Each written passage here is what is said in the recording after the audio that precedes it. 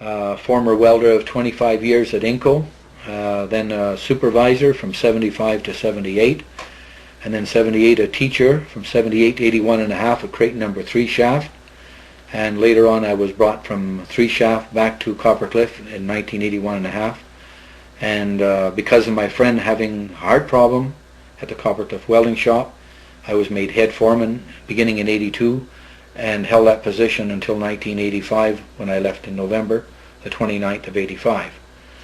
One of the reasons I got interested in UFO, or I should say UFOs, was in 1966. I was at my residence at 132 Ethelbert Street and happened to come home this night from 4 to 12, as I did many times in the evening, and liked sitting out on the porch, and happened to look out, and it was in a westerly direction. I was looking out this particular night, and I seen what I thought was a very, very bright star in the sky, and I thought I was confusing it with Venus, but Venus shouldn't have been in the west at that time. It should have been more over, northeasterly at that particular time of year.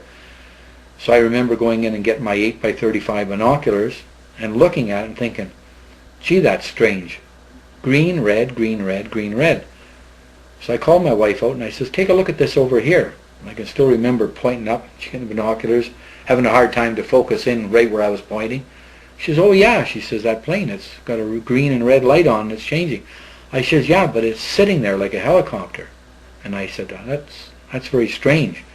I listened and listened, no sound. This really got me interested. And then it seemed to come down with a very unusual movement out of the sky.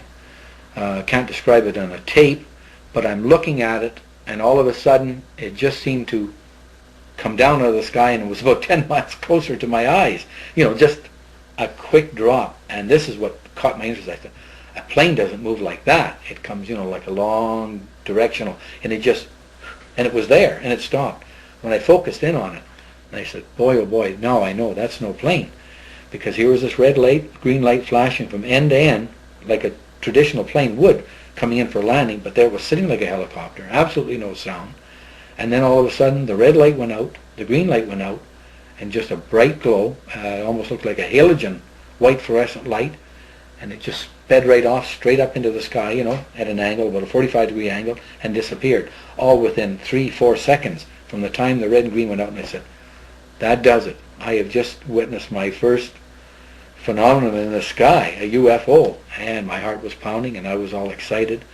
And this was getting later in that year, and I started watching the skies more. I didn't get too excited that year because I didn't really see that much more in that particular year. I think one other time, which it might have been or might have not been, too far of a distance. Okay, this is Don Campbell from 488 Telstar Avenue, Sudbury, Ontario, Moonglow subdivision. I was a welder for 25 years at Inco, and the last 10 years before I took my pension in 85, I was a foreman, supervisor, teacher, and finally a head foreman for the Coppercliff welding shop with 72 people under me. I'm going to relate a few stories and things that have personally happened to me over the years, especially in 1967, when I was already on CHNO and CKS over the radio of incidents that happened around our district. Was in the Sudbury Star the following day. We were at work this day on day shift, and I was tacking jobs in the plate shop when one of the welders happened to be standing out near the back door having a smoke and noticed this beautiful silver disc. It apparently was about 5-6 miles high over the tracks where we dump our slag, and drew everybody's attention. Hey guys, come on out and see this beautiful silver looking thing. And we're all pointing up and at it, and even then some people said, gee, I wonder, is it a floating balloon or anything?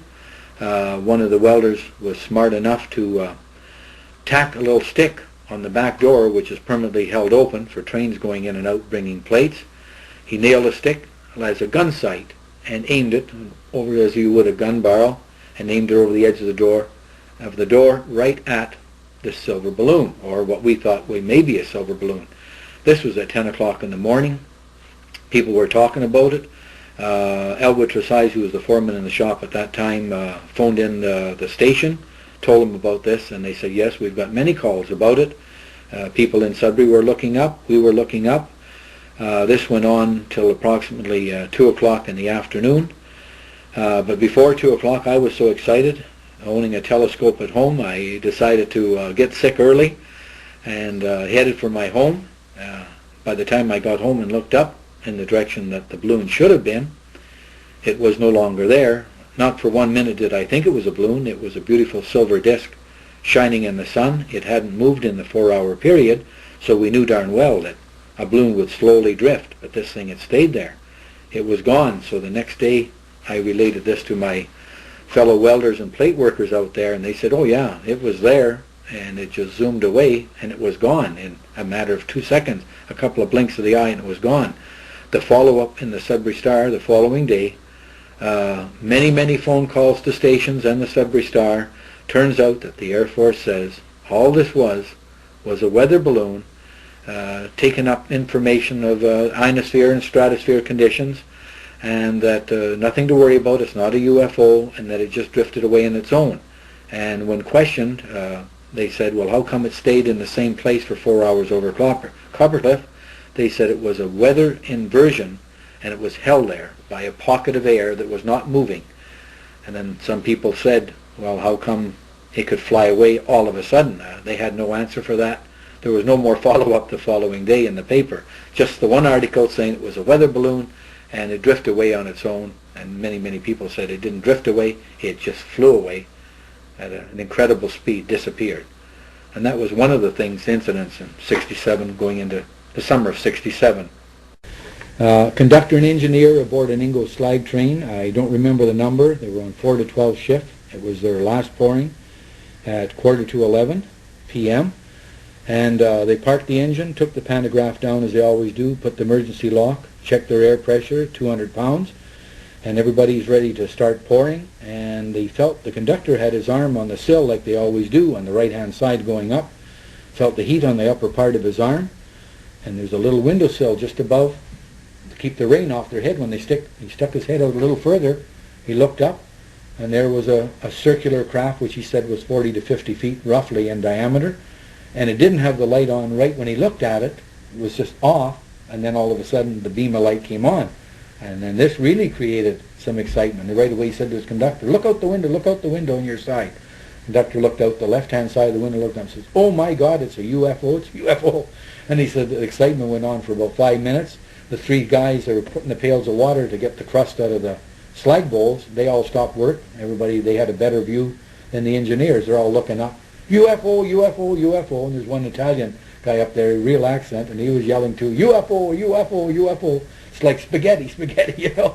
It was cute, and everybody's excited. And it stayed there about 5 minutes, and everybody just quit working. Nobody's dumping the engines, nothing. Then the UFO just raised above, gentle as it come down, turned off its beam of light, flew away. But this was about a 5-minute sighting from 3 at the slag dump, plus the engineer and the conductor. When they got down to showers that night, it was about 5 after 12 when everybody checks in, when they walk from their station to the dry. And that was the talk, and number one dry that night was the conductor, engineer, and 3 slagmen all see UFO over the dump. It was quite some excitement. And this is nice to see witnesses, you know, that they're not imagining things when a UFO comes out of the sky and you feel the heat on your arm. It's parked above before you even start to pour the slag out. You know there's something wrong when you feel the heat coming from above instead of from down below. So that was an exciting night for them. I only wish that I was there, but all we heard was in the dry. It was the last run, probably about 10:45, because that's the time they park. It takes a half hour to dump. Be 11:15 on their way down. They'd be in the main lower yard at 11:30, because that's the schedule they were on. So that's another UF incident at Inco. Approximately 1969 and a half, maybe 70. Again, it was June, July, or August of that year. It wasn't winter weather. It was summertime weather of that year, 69 or 70. An incident that happened at Inco, I believe, was in 1969 while I was still in the welding shop. I was on 4 to 12, and there's a lot of sample house people doing the concentrator and sample house from the converter aisle, grinding samples of nickel ore after it's cooled down to see what the waste content is. And Jimmy Shrigley, who was a acetylene welder in the welding shop, had a son. I don't recall his first name, but he was a Shrigley, working in the sample house. And Shrigley, before he left Inco, was the full 65 years old, and his son was about 38 to 40. when this incident happened. He was going from the concentrator back to the sample house, which is just above, around 1 or 2 converter up on the next level.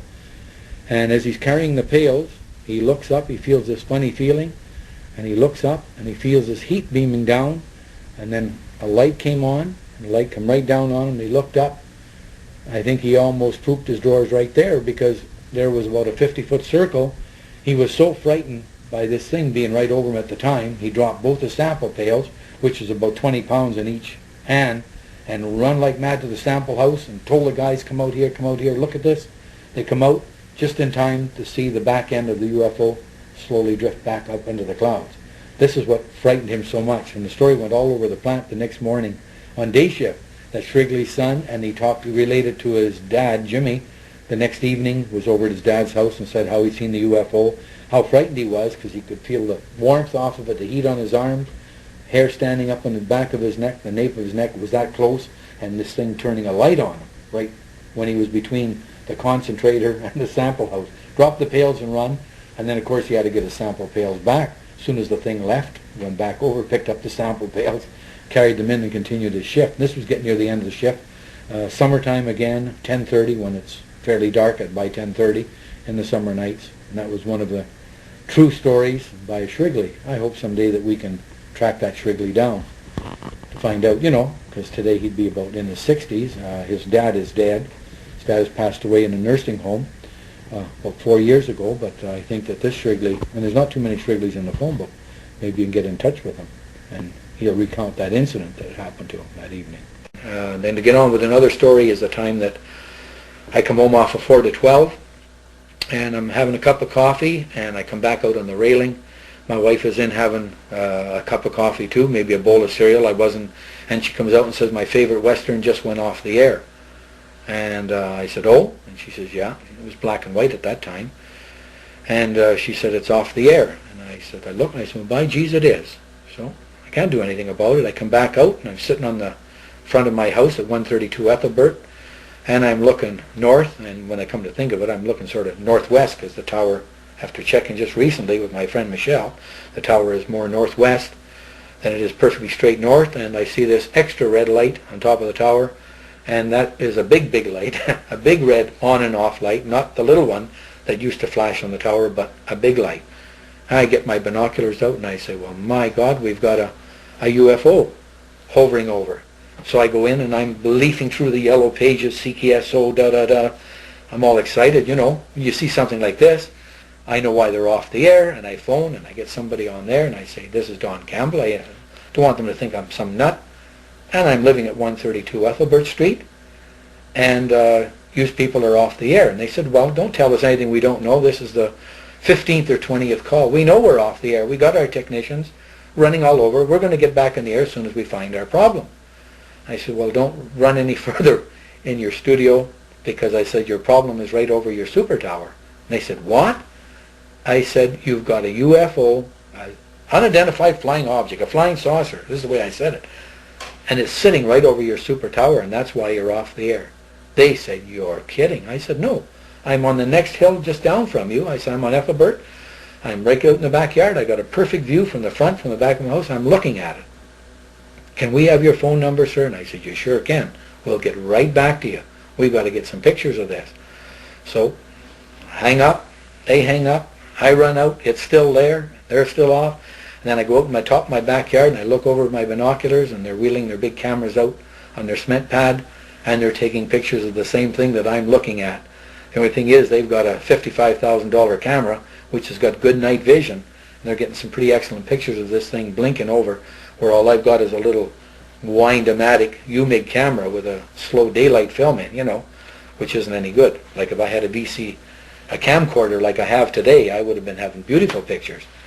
So 5-10 minutes goes by, maybe 15. Ding-a-ling-a-ling. My wife said, it's for you. Asking for Don Campbell. I come back in. He said, thank you very, very much. We've got some fantastic pictures. We're going to show them tomorrow morning over the network in Sudbury. And which they did. They got on the air, apparently at 10 o'clock news. They got on the air, first of all, at 9 o'clock or 10 o'clock, and some of the viewers did get a picture of this, what they called a UFO, and the Royal Canadian Mounted Police got in touch with them very shortly, that same morning, said get that off the air, and they apologized for what they had shown on the air at that time. They said it was dewdrops on their lens, which was giving them a false impression of the red light on top of their tower, and was reflecting, giving a much larger image of what they'd seen, and it wasn't a UFO overall, and this is a story they had to give to the public. An apology after they'd shown the film and got everybody excited, they apologized. Meanwhile, their people said, you keep quiet about this, but one of their staff had told the CHNO on CKS, told CHNO, we've already been warned by the Mounties, and it was the CHNO that took it from there. They're the ones that phoned me from their radio station, okay, and said, Don Campbell, we heard what happened last night from the other people, but I didn't know it was the other people, it was MCTV, and they said, we'd like to interview you, do you mind if we turn on a tape recorder? And I said, by all means. So I heard beep, and they said, you're on. And 30 seconds, they have to, when they're taping you on the air, they have to let you know they're taping you, and also that there's a beep, a signal tone every 30 seconds. So they go ahead. So I told them the exact story, what had happened, blah, blah, blah. And then right at the end of the conversation, I think I swore a couple of times, which they had to blip out when they put it on the radio, they said, and by the way, we're not CKSO, we're CHNO. They didn't put this over the air on their broadcast, and they said, if you listen to the 10:30 news, I think it was the 10:30 news, you'll hear yourself. So I was all excited. I turned on my big Sony tape recorder, reel to reel, plugged in record, and as soon as it came on, I dominated of a 15-minute newscast. I was on for 8 or 9 minutes of that newscast. And now here's Don Campbell, in his own words, what happened last night. Here is one station denying that the pictures they took and showed on the air was not a UFO.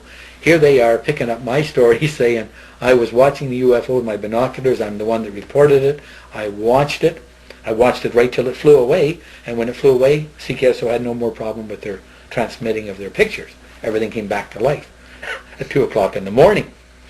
Sorry for the interruption, we had a power interruption, blah, blah, blah. Here's the rest of the Western that you're watching. Back on comes the movie. They stopped the movie and then started to rebroadcast it, right from where they left off. To make a long story short, I got a call from the Mounties after about that. I was told to keep off the air. I was also told to keep my mouth shut, that they had ways and means of keeping people like me. In other words, they could blackball you, maybe do something to you at work, tell the company, make trouble for this guy. God only knows what they mean. I don't think they mean kill me. They said, you shouldn't go on the air with stories like that. You haven't got our permission. It's all right to talk to fellow workers about it. You're not to go public on the air, and we'll be watching you from now on. And I said, who are you? And they identified themselves, and they said, we're the RCMP. We're in the downtown offices. We monitor all television and radio broadcasts. Somebody sits in a room, and everything that's on the air in the local district, they've got it. It's on tape, and it didn't take them long to catch up with me. Never did shut me up. They never did. I still kept talking to my buddies. I was on the air once more after that, and I kept broadcasting to all my friends, you want to see UFOs? Just come up with me in the new Sudbury or here or there. And of course the Sudbury Star, you've got some copies yourself, Michel, of the happenings in Sudbury and around. That the Sudbury Star was not afraid to put it on front page news. 5 UFOs did a bird dance at the end of Burton Avenue where the dump. They came over the dump at 2 o'clock in the morning. The provincial police, the city police, and 15, 20 cars were up there on a beautiful summer evening watching 5 UFOs on a summer evening doing some of the most magical things that airplanes can't do. And people were radioing back and forth and watching this. Provincial police, city police, tuned into each other's frequency and saying, wow, come and see this. And cruisers are coming in from the highway. And the Sudbury Star put that right on the front page of the paper the next day. 5 UFOs and jets scramble in Flint, Michigan. The Americans, not Canadians, Americans. And they fly over to Sudbury, New Sudbury, and as they're heading over, they're about 20 miles out, the UFOs all pack up. And they're all gone. And the jets make a couple of circles. They don't go 20,000 miles an hour, but the UFOs do.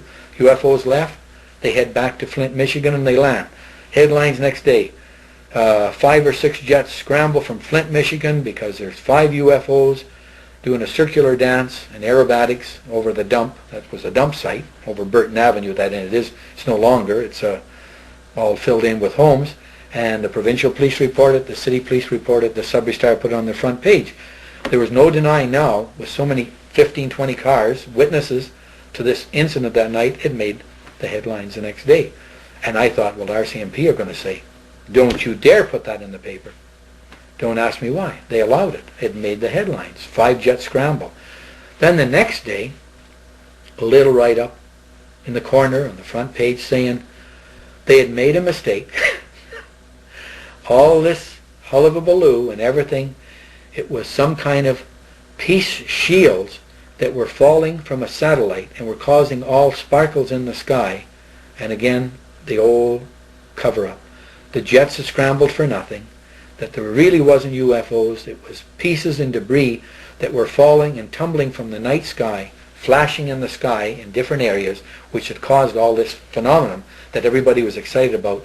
And the jets didn't have to scramble at all. It was from an earlier orbiting satellite, was the excuse that was given a day or two later in the paper. Of course, again, the RCMP and Ottawa Research Centre saying, you have to get this story and calm it down. Too many phone calls, too many people all excited about UFOs over Sudbury, and they just debunked the story as really there was nothing to it. And yet this exhibition lasted over an hour and a half that evening, long enough for the jets to get radar warnings, scramble from Flint, Michigan, fly over at 600 miles an hour and get here, and the show was still going on.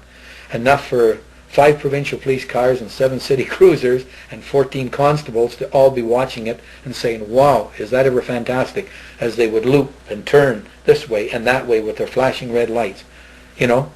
And I wasn't one of the lucky ones. Where was I that night? I was sound asleep in bed. That was one of the nights that I didn't know all this was going on, this particular dump night. I wasn't the lucky guy to be up on that hill. But when I went bowling that week, which was on a Wednesday, Sergeant Colton and Sergeant Lightfoot, that's all they could talk about in between the lines of bowling, especially Lightfoot. He wasn't there that night either. He was a steady day sergeant, but his men brought in reports that were pages long, you know, of write-ups, official file, and about a week later they were all stamped top secret, top secret, top secret, into the dead files. You know, this was not to be mixed in with their day-to-day reportings, because our CMP, I guess, went down and said, you police that are involved in eyesight, this is not to be in your standard files. So they pulled them out, and those reports were just tucked away.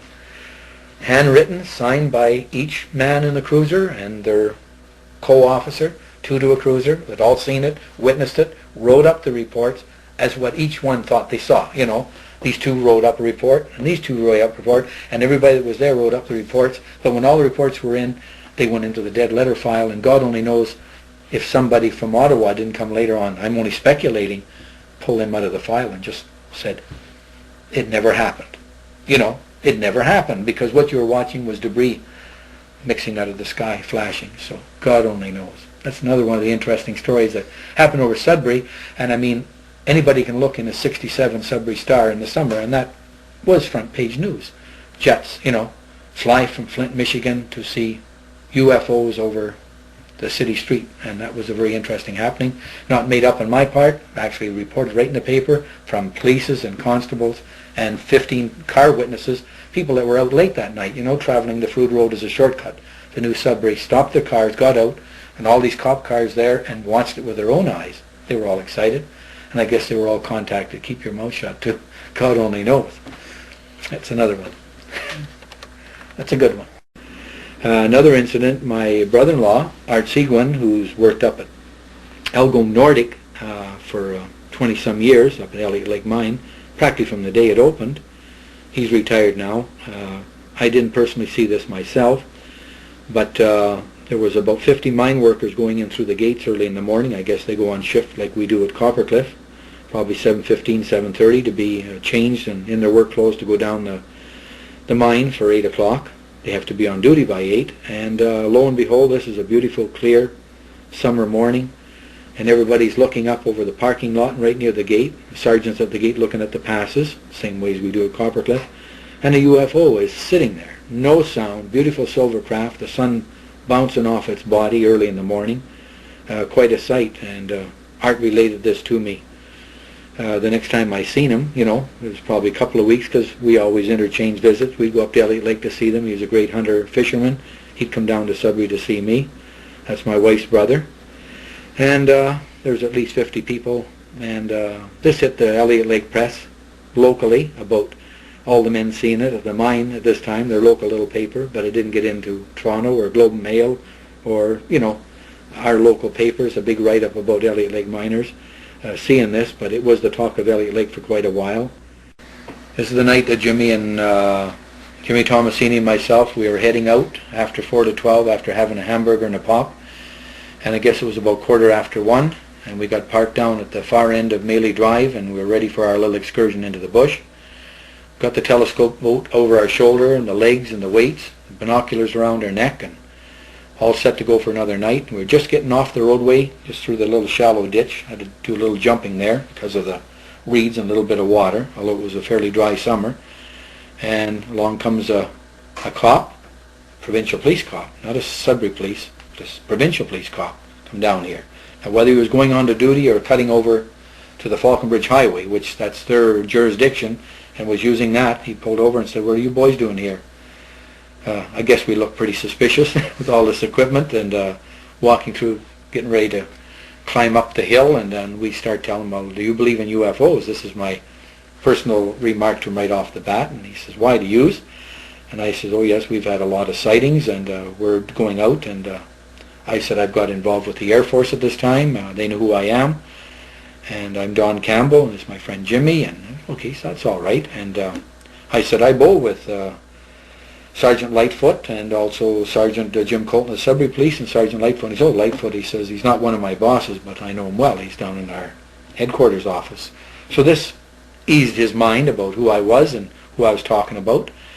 And I even mentioned his wife's name, Audrey, and that he said, "Yes, I know her too, personally," so he knew I wasn't bullying him, you know, that I knew these people. And put him at ease, and I said, "We're going out tonight hoping that we're going to see some UFOs." And he said, "Well," talked to us for a few more minutes, and he lit up a cigarette, smoked outside his cruiser, and then said, "Oh, good luck, good UFO hunting," and, you know, sort of jokingly, like much as say, "Well, you might see one or you might not," but he wasn't really convinced, even though he said, "Yes, we've had cruisers," he says, "phone in from Whitby area and different areas," he says, "patrolling at night, and they've seen strange lights zooming down over the highway." You know, he admitted this. He said, "Yes, some of our boys, I personally," he says, "I've never seen any." So anyway, a little bit of idle chit-chat, and we were on our way. And it wasn't a fruitless night, because it was shortly after 2. The famous 2 o'clock seemed to be the UFO time, when all us humans should be in bed, sleeping, and most of the lights out. And so we're up on a hill, and we're sitting up the telescope. It's just aimed up at the sky, not looking at any particular thing. And Jimmy's having a smoke, and at that particular time I had quit smoking. That was my first year of getting off the weed. I felt like one, but I wasn't. He was puffing away, and we seen 2 little stars in the sky quite high. And we looked again and said, "Geez, those aren't stars." And they were both coming down side by side. We don't know how far apart they were, until I'd say they were maybe 4 or 5 miles high, and we realized what we were looking at was 2 nice little white objects, which we believe had to be UFOs. So we weren't going to aim the telescope up at that moment. Too awkward, you know, your sighting scope and everything. Binoculars up, both focus in. We said, "By geez, we've got visitors. We're in luck tonight." And no sooner said than done. The one on the right-hand side, down, down, down, down, down, from a white star, and he turned on his blinking red light. Now, why they turn on the red light as they get lower, it's just like a warning to other craft, you know, "We're here. Don't bump into us." Up to that time, it was just the white star, just like a star, and his red blinking light, pumps like an aircraft would. He come down, down, down. First thing we know is Jimmy says, "Geez, he's right over the line." And the red light out, and then it took on a beautiful white glow, an actual, just like a halo, and traveling very, very slowly down the line, just very, very, very slowly. And Jimmy says, "Oh," he said, "it's got to be sucking up power, because from this hill view, we could look over at any remaining street lights in people's windows, anything. We could look over toward New Sudbury in general." And we said, "Look at this. The street lights, they didn't go out. They dimmed, they dimmed, they dimmed. House lights, dim, dim, dim, dim." And we watched this. We're looking at the lights. We're looking at the UFO. And it's going down the line, and it seemed to stop and then come back up toward us. It wasn't going away any longer. As far as we were concerned, it had stopped and reversed itself and was coming back up. All this time, it wasn't telescope work. It was just focusing in, and it was definitely a round object You could see the actual shape of the craft glowing over the wire. And 20-25 minutes, maybe a half hour passed. I don't know exactly, although I did write it in my little notepad how long it was from the time we seen it. And then when it seemed to be fully satisfied with the power, the other one was sitting parked up there, like I said, about 5 miles high, still remaining white, and it went up, parked beside it, maybe 300, maybe 500 feet. Hard to judge distance when two things are, and it went up to about the same elevation, and the other one came down where it left off, and I guess it was charging up its system, and it did the same thing. But the exciting thing about the second one was, as it went down the line, all the lights went right out. All the lights in New Sudbury went out, all the street lights went out. This one was apparently drawing a heavier load. That's what excited me more than anything else, was the lights didn't dim. They just dimmed right till it just sucked all the power right out. So to make a long story short, we watched this for almost the same length of time, and it went up to join its other one. Both turned on their pulsating red lights, and then up, up, up, and then the red lights off, and then two little stars in the sky, and they were gone. Now by this time we're just so excited, we're just elated. We jump in the car, we drive down, we rattle the old chains at the Hydro Exchange on the Garrison Road. Hydro Man comes out. There's a little buzzer you can ring for gate entry. Of course it says no lurking around, you don't supposed to be around there. And out comes this guy, and I don't think I told you this before, but the guy that was on duty that night was my namesake. He was another Don Campbell. I don't mind repeating his name. I went to school with him. It was another Don Campbell, same age as me, 3 months difference in our birthday, and he was Don Campbell, the second, Ontario Hydro, okay? And he was the same name as me. This is no lie. This all comes out later on anyway. So anyway, he said, I'm not allowed to let you guys in, but he says, you can talk through the gate. And we said, well, I said, I've been watching UFOs for quite a while out here. And Jimmy and I, we'd talk idly back and forth. And he says, like I said, I'd like to let you in, but you've got to, I can't let you into a Hydro Exchange building. That's why the fence is there and the lock's on the door. And he says, I got quite scared the other night. And he said, I got scared again tonight. He says, that one almost came up to my back door when we told him that we were watching the UFO. He says, yes. He says, this isn't the first time. We're supposed to keep our mouth shut about it. He says, pretty scary. He says, when you have one come up. And he said, you're looking at your gauges and you're dropping from 100,000 to 30,000. You're just losing all your power. And then you go at the back, and he said, you look up the line, and here's this glowing object coming down. And he said, this was the second time this week that we'd missed the first time. He said, this is the second time this week that we got paid visitors. So we didn't know that it'd come right up to the back of the fence. He says, right close to the station. He says, so close that it frightened me. And he said, I went back in and closed the door. I didn't want to look at it. He said it was going to pick him up. He says, then he said, when my power came back up to 100,000, he says, well, the bugger's gone. He said, no sooner said than done. He says, down goes my power, 100,000, 70,000, 50,000, 30,000, and dropping. He said, I didn't have 1,000 volts left in the line. That's when all what we'd witnessed. We said, that's when we seen all the lights go out. He said, oh yeah, 15 minutes at least, he says, we lost total power. He said, it's all on the graph paper, the reading. He said, that thing was just sucking everything that was coming through that line. He said, this line feeds a big majority of New Sudbury, different parts of Sudbury, downtown and everything. He says he'd have to look at his map to see, what the junction, where that particular line. So he said, I come back out, and sure enough, he says, and there you are. He says, oh boy. He says, of course, all of this is written down in my report, and I report to the hydro inspectors and also to Hennessy, who was the head Ontario man. So we had our little chat and everything, and I phoned in my report from a phone booth later. It was 10 cents for phones then, not a quarter. Into my 969 number, told them what I had witnessed, told them who I talked to, told them the whole story. And I guess they maybe were taping me at the other end, because every time I phoned, they were supposed to get, so they can pass it on to the day shift.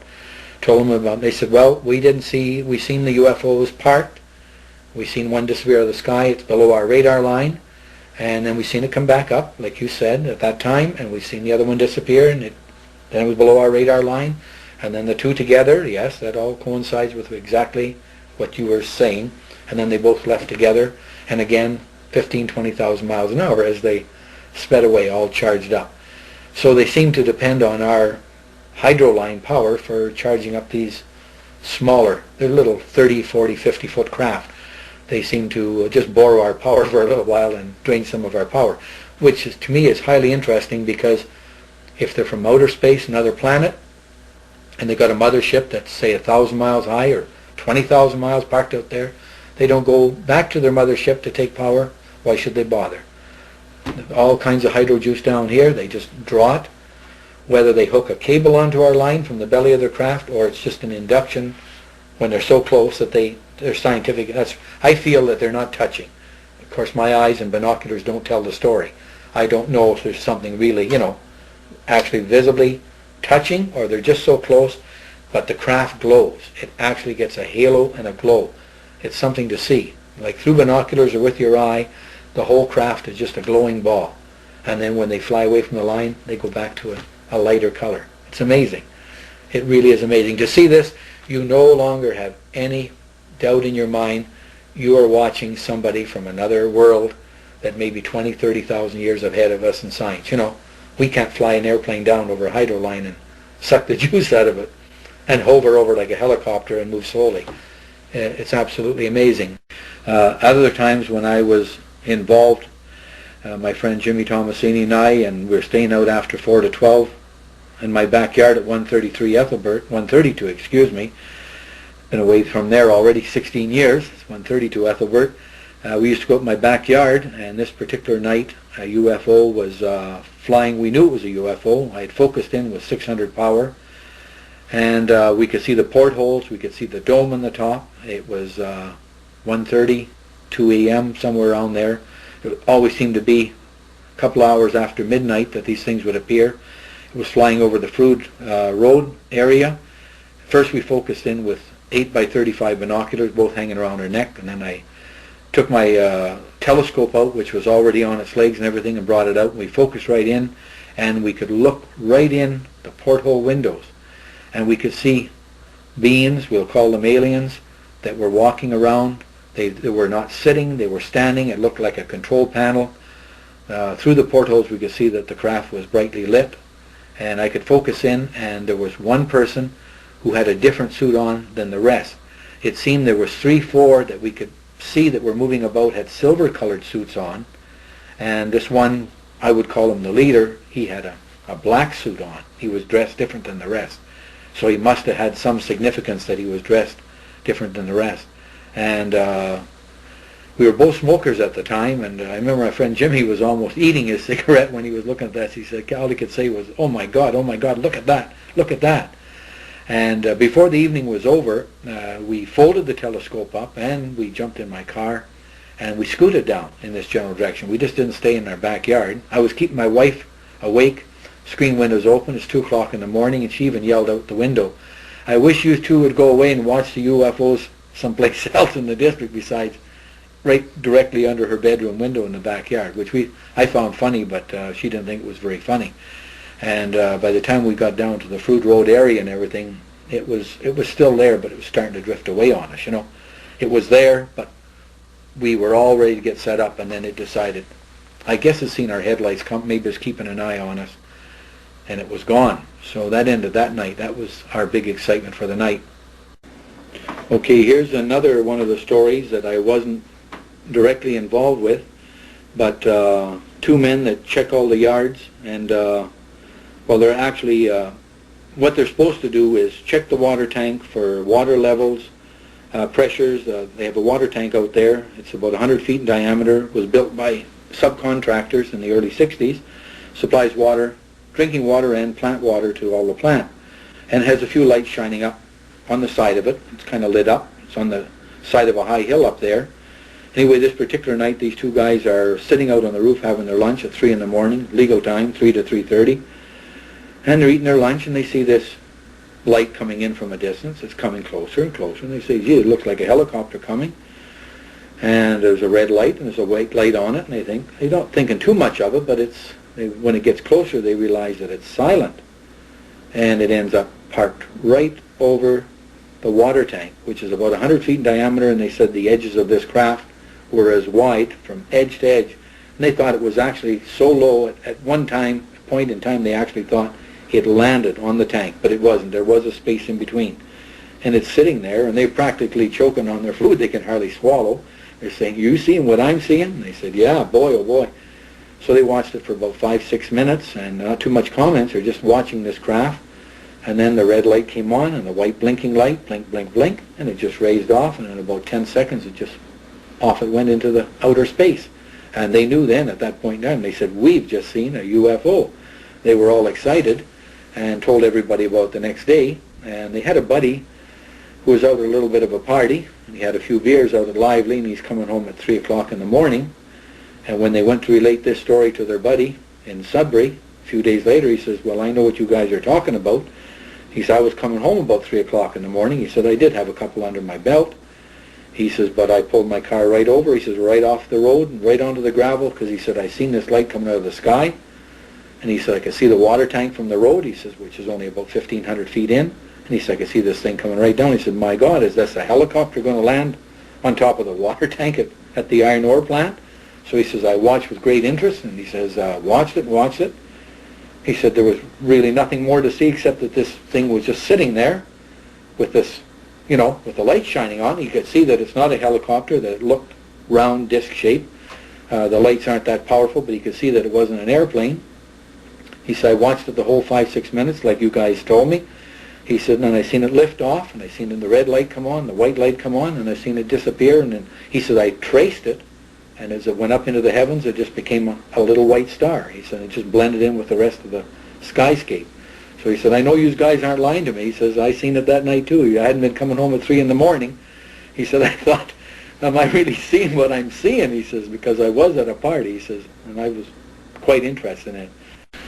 Okay, another time, which we have the story on tape, when I got interviewed by CHNO on Elm Street because of the cut off of the picture from about 12:30 to 1:30 over the CKSO Super Tower, and I was interviewed by CHNO, and I dominated 8 minutes of the 15-minute newscast that morning.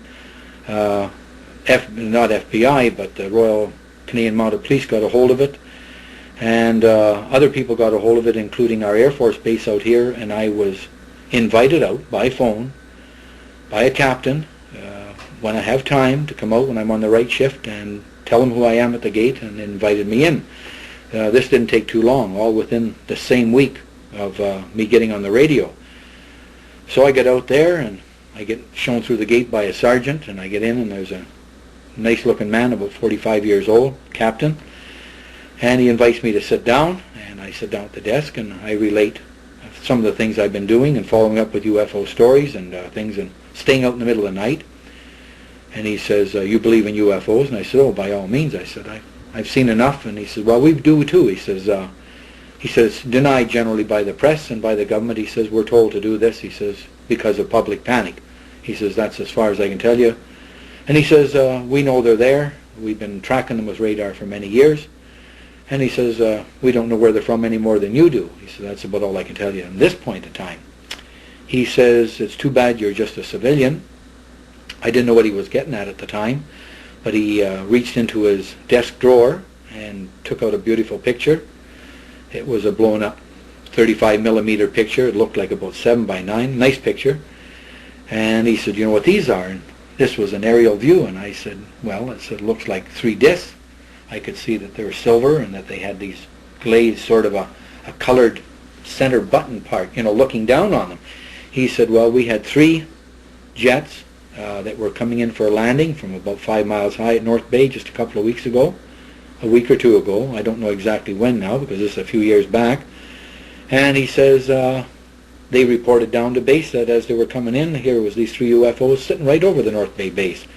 And this isn't the first time. They seemed to have an interest in it. He says, so one of them turned on his nose camera and took movies, and this is one of the better shots from a long string of frames. And here was a beautiful picture of 3 UFOs, and he says, this, I can't elaborate or go and tell you too much. He said, except this is a picture just taken a couple of weeks ago of 3 UFOs over our base, looking down at our Air Force base, and he says the Americans have set up a system there that we had missiles for the defense of Canada. They were American armed, Canadian manned. A lot of people don't know that, but we had a missile base down at the North Bay base. This wasn't real public knowledge for quite a few years, except when it come to the point where it was going to be closed down. NORAD safety defense system, and then they were going to dismantle. But we had a base in North Bay that would actually open up and fire rockets out. This was a part of our defense against Russia. And that's why the UFOs, I imagine, were interested in flying over this base and studying the setup there, as they would be on any earthbound type of thing. So this is another experience I've had in my life, talking to a real captain, seeing a real picture pulled out from a drawer and saying, this is not public knowledge, but it's Air Force knowledge that UFOs do exist. We've been tracking them since 43, 44. Right after the first atomic bomb experiment went off in the world, UFO activity picked up. He did tell me that much, you know. Up till that time, UFOs didn't seem to be around too much, except pilots did mention them when they were going over Germany bombing near the end part of the war. They say these strange silver discs, and the Germans would see them thinking they were ours, and we would see them thinking that they were theirs. And he did tell me that. He did elaborate that Air Force people, and they were told by the government at that time, well, it's okay to talk about this yourselves, but not to the general public. Not to say after the war was over that you've seen silver discs flying with no wings and no vapor trail or anything. So this was all kind of hush-hush. One of the good stories I like to always tell is in August of 67 on 4 to 12, I was a 3-shift welder, and 4 to 12 was our favorite shift for watching, and it was 10:20, 10:30, and I was in the welding shop this night, and I was welding, and we have an interplant phone which is 515. The plate shop was 505, and my friend Jimmy Tomasini was ringing the phone off the wall. I guess there was 5 or 6 of us back at the plate shop. He was in the welding shop. No, I was in the welding shop. He was in the plate shop. And he said, Don, he said, did you look out the front and see this UFO?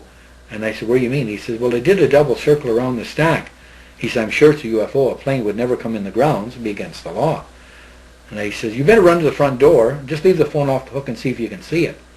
I run to the front door, which was a couple of 100 feet, and I looked over toward the dry, just in time to see this thing hovering over near the dry. So I run back to the phone and I said, Jimmy, I'm going to run right over to the plate shop right now, where you are. He says, oh, good, good. He says, it's definitely a UFO because I've lost track of it. And where he was in the plate shop, he could no longer see it from where I could see it out the back door. So I run across the road, put my helmet and everything down, my gear, got over to the plate shop where there was at least 8 welders. He was one of them that was working overtime that night, and plus our own gang of 10 welders, and plus 8 plate workers because some converter hoods and some other things had collapsed, the number 1 and 2 converter, and they had emergency jobs rebuilding to get these converters back into operation. So this is quite all interesting. So we all run out the back. Everybody's all excited. Hey, come on, welders, Maniego and Dubois and Kelly and everybody that was in there, we're calling them all, come on to the back door and come and see what's over the dry. So we angle our look out and we go out in the back tracks, and we're all out the back door. Some guys are smoking, some aren't. We're all looking, and it's just hovering there over the dry. And this got us quite excited. Then it started to approach our shop. So we were waiting, and it's coming down, It's not, barely moving, like not even 30 miles an hour, maybe 10, 15, just coming down. We say, my God, this thing is so low. You know, we think it's going to get caught in the hydro lines, because we got all these electric poles up for the electric trains. And we think, and we say, well, it isn't that low. It must be 10 feet. It must be missing the post by 10 feet. Well, you wouldn't have an airplane flying over darkness at 10, 15 feet over hydro poles with high current line. It's coming, and it's off to our left, and it's a gorgeous sight. Here's the little red light on the front, and the green light, you know, and the red light is pulsating, the green light is on steady. We can't tell the back from the front of this craft, because we can see it's an oval shape. We're not directly underneath it, but we're almost at an angle. So we watch it as it goes by. Now it's facing directly east as it passes our eyesight from the back door, and the CIL building is about 800, 900 feet past the plate shop. We glance over straight east. We say, oh my God, it's going to bump right into the building. All of us, we're all watching this with great delight, and it eases right up, just beautiful in banks, just as if it's got its radar set for buildings and obtrusion. It just lifts automatically, just clears the CIL stainless steel stacks for vents. It just goes right over them at a beautiful angle, and then veers up, veers up, and veers up. I personally did not see it do the double take around the stack. This was earlier in the evening, and I didn't see it go over the concentrator because we can't see the concentrator. The concentrator apparently When it went over it, there was about 15 witnesses out there that were out in the backyard scraping down old Denver cell parts and everything. We found this out the next day. They had witnessed it going over there. Number 3 power station is about 1,000 feet before number 1 drive, where I changed every day. And when it went over the power station, all the knives broke open, and these were the main feed lines from number 1 power station to the concentrator. The concentrator kicked out at 10:30 that night, causing a gigantic flood, all blacked out in that area, which we didn't know at that time had happened. So anyway, Sergeant Wayman, meanwhile, after seeing all this and the thing flying away at an amazing, just a blip light going up, up, up, up, and then it became a star, and then it was gone. I'm on the phone phoning the 969, the radar, telling them just what's happened. And then they start asking questions. What condition is the sky? Or did you see this by yourself, sir? I said, oh, no. I said, there's 18 or 20 of us here at least that were all watching it at the same time. We're all tradespeople. That impressed him. I couldn't be all drunk at work, in case that's what he was implying. Have you been drinking tonight? I'm a welder. My age is 30-some years old, blah, blah. I'm a first-class welder. Told him all this, and he said, okay. So he took down all the detail, and he said, you'll be hearing from us about that. Hung up. Meanwhile, Sergeant Wayman, he's passed away since then. He died about 9 years later than this date. He come running over all out of breath, and he said, hey, you guys, did you see? He says, I was standing at he's security, eh? He's standing at the front gate. He said, did you see that thing come over? He says, I was at the front gate of the dry. He says, just standing there and having a smoke. He said, big as life. He says, I never believed in these things. He said, a big circle thing, he says, and a big bottom. He says, what a fantastic sight, and not even a hum out of it, just like a ghost moving along. And he says, not only that, he says, but I seen it when it went over the transformer house, and he said, all these flashes as all the knives kicked out. He said, I seen that too. He said, they must be going to have trouble tonight someplace. He didn't know that it was connected to the concentrator. So we're all talking to Sergeant Wayman, and I said, I phoned the radar base. He was excited, we're excited. None of us did anything the rest of the night except sit down and talk about what we had just witnessed. And the radar base, of course, they got in touch with me the following day. They phoned me at home, knowing that I had made a few other reports from before this time in this same year. They knew who Don Campbell was. So, to make a long story short, the next day we found out there was about 15 witnesses at the concentrator. The people near the power station, you're not allowed to go in, except the 2 operators. They didn't see the knives actually opening up, but the 2 electricians on duty had to unlock the gates, go in there, and push 1 knife in at a time, and by walkie-talkies to the remote station, and say, okay, power's on number 1, power's on number 2. You don't push all the knives in too rapidly, because you can get a burnout, because all the power is in the on modes of the concentrator. They didn't have automatic kickoffs. So you had to put in phase 1, wait a minute, then phase 2, phase 3. So they were very careful. They'd watch their voltage come up, kick in the lines, kick in the lines. I think there was 5 kick-in switches or 6 that had all kicked out. You just don't slam them all back in to get power, because you'd get a power surge and something would burn out. So each phase controls a certain part of the concentrator. I didn't know this at the time, but talking to electricians I found out. So they kicked them all back in. And again, there's the next day that the official reason, or the reason that the power went out in the logbook of the superintendent at that time, was logged in their book, because they have to report this to New York. When they have a shutdown that costs $20,000, $30,000 in lost production, it has to be noted in the logbook, the superintendent. He was not on duty that night, but when he came on duty the next day, he's a steady day man, he was told all the circumstances. So the official reason for the power outage at 10:30 that evening, for 15 minutes before they got everything kicked back in, and the loss of production, was an unidentified flying object over the Coppercliff complex, doing a double circle around the middle stack, then over the concentrator, and then over the dry, and then over the back of the plate shop with 18, 20 witnesses, over the CIL building, disappearing in a northeasterly direction. And as told by Don Campbell, who had phoned the radar, and they confirmed that it sped away at 22,000 miles an hour from a cruising speed of 10, 15 miles an hour in the yard, which was just poking, and then when it angled up and left, it just became a star. And then if you looked up, that's what you think it was, just a little white star. This is one of my favorite stories, because so many people looked at it, and the welders that used to kid me and say, there's UFO Don, the guy that goes out at night with different people and sees UFOs, and when they all seen it and spread it to all the other 50, 60, 70 welders, there was no more kidding around about UFO dawn anymore, because there was 18, 20 people, all with eyes like me, looking up at an object with a red and green light and witnessing for their first time in their life a genuine UFO, not a Piper Cub or a Cessna flying 10, 15 feet over the company property at 10:30 at night and causing an outage of electrical power and everything, and documented by the superintendent. Everybody was excited. Then from then on, when I used to go out on my excursions, 2, 3, 4 people would want to come out with me. And I used to just sort of put most of them off except my favorite friend, who believed me right from the start, which was Jimmy Tomasini. He was my partner for going up the hills and going here and going there. You know, he was the one that was with me the majority of the time when I was back of the Sudbury Drive-In Theatre, which, you know, doesn't exist anymore, but it fronts onto over a hill on Rinfret Street and LaSalle Boulevard facing the front, and Rinfret and all those streets at the back. We used to go up that highest point, back up there with telescope, binoculars, and all our equipment, and watch there every night, 1 o'clock till 3, 4 every morning, and then come home and go to bed. My wife threatened to divorce me more than once that year in 67 and also in 68. It's a good thing that they did start to taper off, because I had a disease, and that was watching UFOs, and I guess I never would have stopped. But had they started to trickle off to one every, 8 weeks, 7, 8 weeks, in 68, as the summer wore on, then we go out, and it was a lot of fruitless nights after I had many, many sightings in 67, and quite a few from May, June, July on in 68. And then as the year wore on, it became less and less, because we weren't, as they call it, a hot spot on the map anymore. They were looking at something else. They must have mapped and studied Sudbury.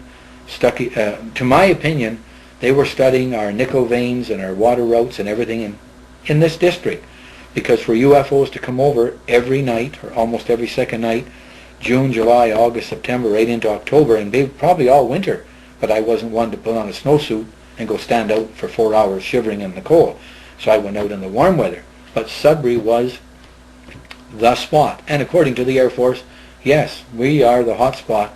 We're the place right now, the UFO flap, and I don't know what flap stands for yet. They said we're having a UFO flap.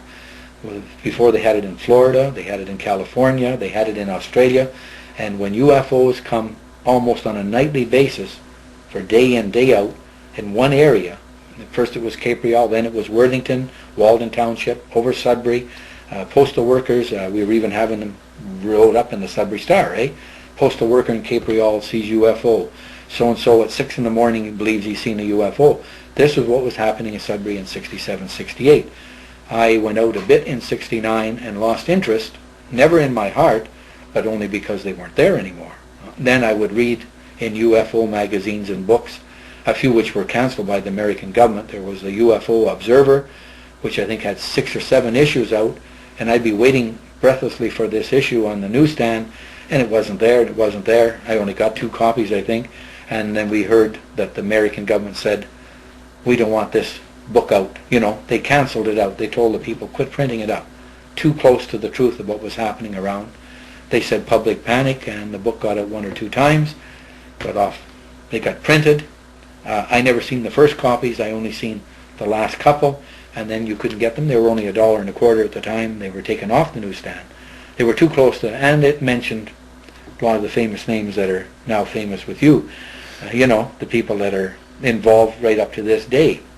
It mentioned Dr. So-and-so and this guy and that guy, and they were quite famous at the time.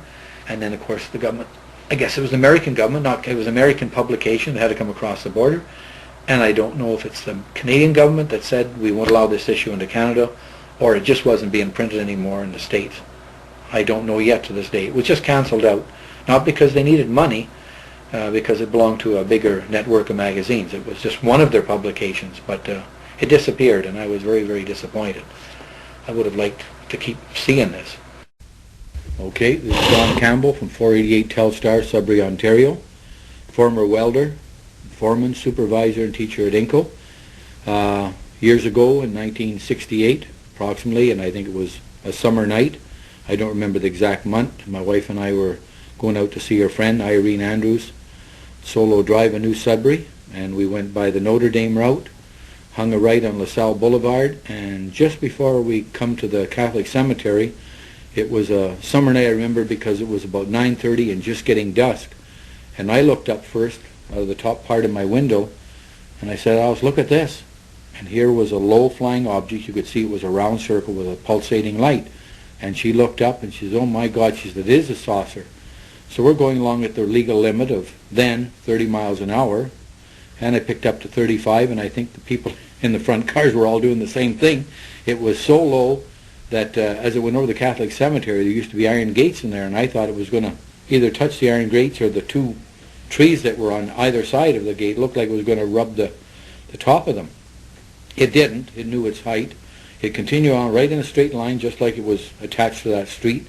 So we kept going and going and going, and when I got to the Falconbridge Road, which is this corner where the lights are, it had turned red against me, but my wife was so excited, and so was I. I looked both ways. There was no cars coming. I hate to admit this, but I sneaked through that red light, looking both ways, continued past the concrete company, which is on the right-hand side. There's still storage out there.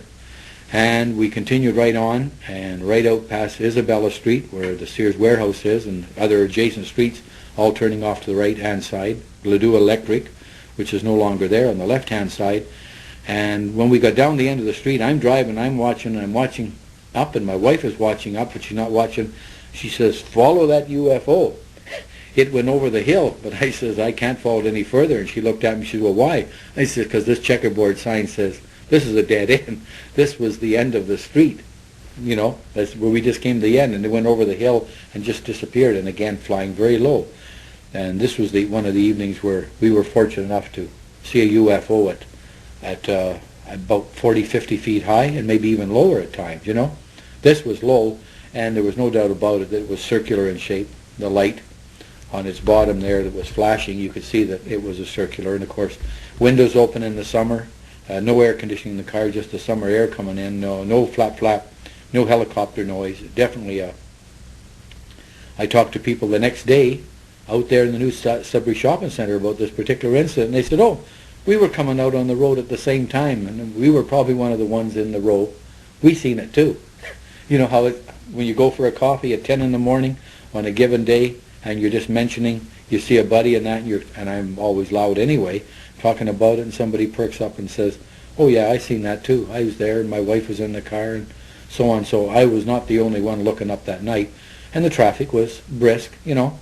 I'm sure there was at least 30 cars all moving in the same direction toward that, some turning off at which was local then, and into the shopping center, and others continuing on like me. Whether they were keeping their eye and following it right to the end like I did, I'm not really sure, because when I got to the end of the road, I think I was the only car there staring at the checkerboard sign on the end of the line. But that was another good sighting, and my wife was with me that night. This is not the first time she's seen one, but she was quite excited to follow that UFO. Okay, in 1968, my friend Eric Westroth, who lives on Sunnyside Road at the very end, on the right-hand side, practically a private drive off of the paved road, had been my friend at that time up 15 years, and talked about a UFO sighting. We all talked about UFO sightings at work, because then they knew what I was doing about UFOs. He said, Don, I've had 1 or 2 sightings in the last week over Long Lake. I says, you're kidding. He says, no, 10, 10:30, quarter to 11 in the evening. He says, I'm off a day shift and I'm home. I thought one night it was an airplane landing, he said. I'd come out and I'd look, and this red light is just hovering. And I says, you're kidding. And he says, no. He said, in fact, this particular thing, I didn't see this. He said the water was rippling beneath the UFO. The light was shining off the UFO, and the water was being agitated right below it. And he said, I knew it wasn't a plane. And the red pulsating light was pulsating. He said, and then it moved on, and down it went. He said, I just watched in awe. So this particular night, he says, we're at work. He says, this is what I seen, Don. He said, this was an afternoon week that we were talking about this. So the following week on day shift, he phones me, says, you're going to come out and buy some fish tonight? And my son was interested. He had his 4th aquarium, starting with a 10-gallon, then a 25, then a 50, and then a 100. And he had bought many, many fish from Eric Westroth over the time, from Egyptian mouth breeders, silver fish, everything but the elaborate $100 fish. And Eric's whole basement was covered in fish, which they aren't anymore today. He's gone out of that business. And so we went out to this house this night, and I forget what it was, two cute little neons, I think that's what they're called, 50 cents each. Kenny bought a couple that night, and Eric put them in the bag, and as usual, very nice to me and his wife. He said, come on upstairs and we'll have some German buns my wife just baked, or cookies, and pop for the kids, and coffee. And we sat in their living room, dining room, which he had just newly renovated at the time. He had a beautiful picture window overlooking the lake. There was no buildings blocking his view, although he didn't have a lakeshore property. He was about 500-600 feet from the lake and could see it quite clearly. And as we're enjoying our coffee and the kids are playing and talking, and he says, there's one right now. And I couldn't believe it. We're looking out, and here's a red light looking right out the picture window. A red light so slow that it can't be a plane coming in for a landing. It can't be one taking off, because as he said, if an airplane is taking off for landing, they would have to have radar at this time of night, which they don't, private little planes, and you would hear the roar. And being a summer night, windows are all open, screens are open. We all run out into the yard, and sure enough, here's this blink, blink red light like a pulsating heartbeat. And he says, that's just like I seen before. He says, except this time it's not hovering. It was just going about 10-15 miles an hour. And right away, Kenny, my son, got the bright idea, Dad, let's race it to the far end. It's going right down the lake. And I said, goodbye, Eric, good night. We took our fish, excuse us. And he said, well, I don't blame you. And we fired up my car. It was a Ford at the time, my own. And down the lake we went until we caught up with it. It wasn't too long because it just passed. It was doing about 25 to 30 miles an hour. We were keeping a constant eye between the buildings, and we'd see the flash of red, and then a tree, and then the UFO, and then we'd miss it, and it'd be a high building, we couldn't see it, then we'd just go in about an even 30, and then, oh, there it is, Kenny was looking out the left side, and I'm watching over too, I'm jiggling all over the road, think I might go off the road, because I'm looking over at the lake, and looking at the road, and keeping up with it, and the dad says, Kenny said, he said, Dad, speed up a little bit, maybe we'll beat it to the corner, where the road, 90 degree, where you come out to the end, turn into Sudbury, or on the other side of Long Lake. And I said, okay. So we speeded up to about 45, 50, got ahead, stopped the car, put the emergency on, left the motor running, headlights on, and we just got out of the car, and Kenny says, there it's coming, Dad. And sure enough, 800, maybe 1,000 feet, we're standing right at the edge of the lake shore, and where the road joins, and there's a tunnel bridge with a big galvanized, still is there today, just a flow through for the water. It dumps into a creek and goes down into a lake where the lands and forests park their planes. At the end of Long Lake, there's another little lake at the bottom. They park them there. That's where they take off from to water bomb. I just forget the name of this lake, but if you look on the map, there's Long Lake and this other lake. So anyway, we're there, and it's coming, and it comes right over the top of the car, no more than 50 feet high. The hair on my arms stood right up. It's just like static electricity, like a magnet. I could feel it tingling in the back of my neck. And my son, who had a very short haircut, he says, oh my God, he could feel the hair jiggling on the back. He says, what a feeling, you know. We were both amazed with this because it's so close. The lights in my car went down to a dim yellow for about 3-4 seconds, and my motor stumbled. I thought it was just going to cut it right off. I had read times before where cars' electricity was just drained and they stopped. In this case, I won't lie about it, it didn't. The motor just V8, it just jiggled a bit, just like it was going to stop, but the UFO going at the speed, just, had it hovered over the car, I imagine it would have. But it just passed over, lights dim, motor went, and then it smoothed out. And Kenny said, did you see that? And I said, I sure did. And that's all we talked about until we got home. Alice said, oh, you're coming home late. By this time it's about 10 to 11. I said, that's okay. Kenny's got no school tomorrow, you know. Usually we had him to bed before 11. Even in the summer, 10 o'clock usually he was. So he put his new fish in the tank, and we talked about UFOs all that evening. In fact, I don't think I slept till 3 in the morning. My hands get all sweaty, and I was so excited when I went to bed, having a UFO pass within 50 feet over my head, you know, coming right over my car. Now, I don't think too many people get anything closer than that. You know, any closer than that, then maybe my skin would have got burnt from the radiation coming off of it. You know, it wasn't blowing out any fire or anything like that. But it definitely, whatever type of motor that has in it, or effect it has to keep its elevation, does make the hair feel electrical static on your arms, your hair, and you get this feeling. I mean, you can actually, it does something to your hair. And this was one of the most exciting nights. This this recalling that, the super tower, the time the two were down over New Sudbury line sucking up power, one taking a turn and then the other. That was another exciting night, especially when they wrote in the paper the next day, vandals shoot insulators off hydro lines, causing power blackout of 1 hour, and it was 2 UFOs sucking the power out. And just a nice little notice in the paper on the second page, vandals go out and shoot off insulators and power line. Hydro has to go out in the middle of the night and repair power line to get power restored. And I said, sure. Talk to me about it. Again, one of the things that you're supposed to keep quiet about, and you talk to your friends about it. You talk to Hennebury from Ontario Hydro about it, and he admitted that yes, this is happening quite often. I'd talked to him the year before, and he said, we're not to divulge this to the general public. He said, we know about them. It's for 2 years now we've been plagued with power outages or power shortages. Long Lake, he says, has been in that area, and the night you were watching that area, also at Windy Lake, which is up by Levac. One hovered too long. I've got to recall this while this tape is going.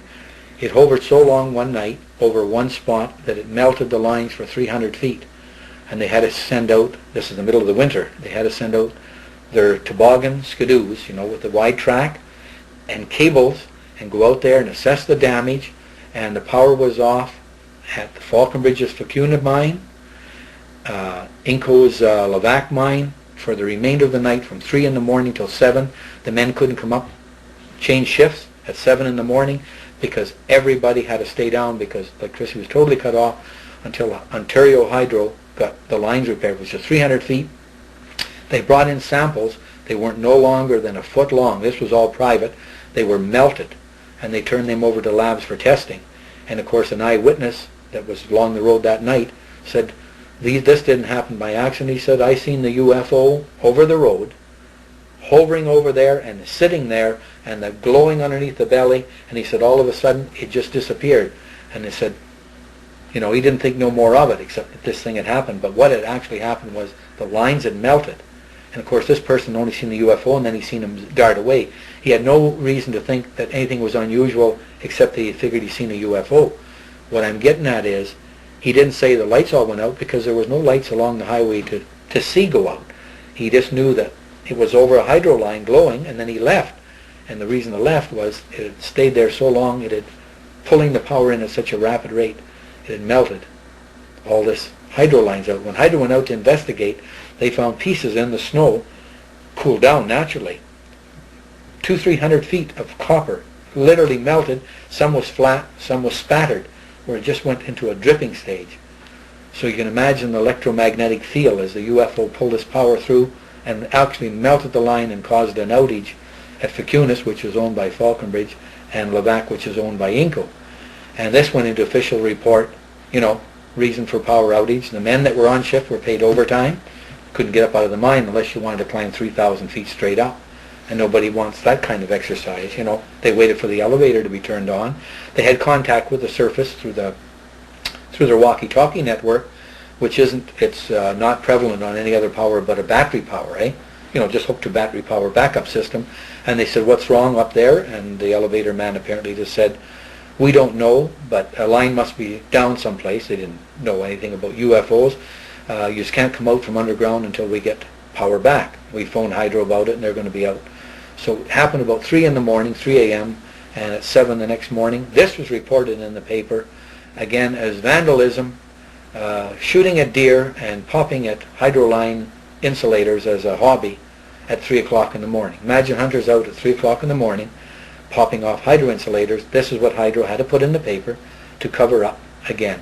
Reported to the Sudbury Star the 2 mines that were down and the reason for the power blackout till they repaired it. And really, when I talked to Mr. Bigwig himself, Hennessy of Ontario Hydro, he said we had 300 feet of hydro line melted. But that's not to get out into the public. But that was the reason. This is why this hydro thing was the way it was. That's another one of the interesting things that happened in my time, 67, 68. These were the things that were going on in Sudbury. Quite interesting. In the 60s, when we used to watch satellites go by, all the welders, we used to sit out for a break in the front of the plate shop, hot and sweaty, and and the Sudbury Star used to print reports on the front page every night. Satellite will be seen at 10:15, will be seen at 11:20, will be seen at 12, so every hour and 8 minutes. And we used to watch for this. We were excited about these things. Well, this particular night we were watching at 10:15. The shadows of darkness had settled in, and we were watching it coming from the west, and slowly gaining, slight inclination in the sky. And lo and behold, a UFO come out of the east, over the CIL building, as I would call it, come from that direction generally. And we're saying, my God, I said to my friend Kelly, these look like they're on a collision course. You know, they look like 3 feet apart in the sky, but in the same line with your eyes. So we're watching this, and we're watching this. The UFO is blinking, bright white, but the satellite, which we know is a satellite, is just the dull starlight color. Seemed to have a wobble because of the atmosphere going through the sky. So when they're about 2 inches apart, which is probably a couple hundred miles, it looks like they're going to hit. And then all of a sudden, the UFO blink, blink, blink, and then a bright white light comes out of it, almost like a flash. And as it approaches, and then it stops momentarily, maybe 3-4 seconds, and it picks up from that point, and it keeps going in a westerly direction. The satellite is no longer there. There was nothing in the paper the next day, but 3 days later there was a casual mention from NASA that this particular NASA satellite, which should be there, wasn't. Mechanical troubles, or not reflecting in the right direction, or they've lost their signal, but it was very vague, because everything was vague in those days.